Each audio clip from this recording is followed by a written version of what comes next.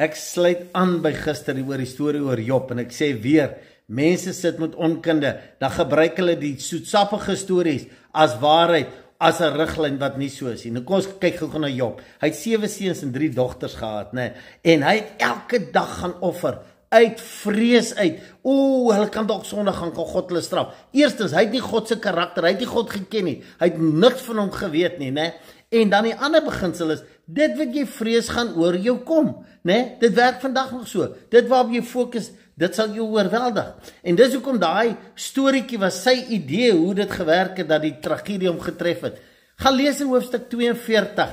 Dan sê hy daar by vers 5 en 6, ek het u nooit geken nie. En dis hoekom hy natuurlik hierdie nonsens gepraat het. En dan sê hy vers 6, ek herroep alles wat ek gesê het, want dis nie waar nie. Hy erken, hy was onkundig oor God. En dis hoekom hy vir God die skuld gegee het.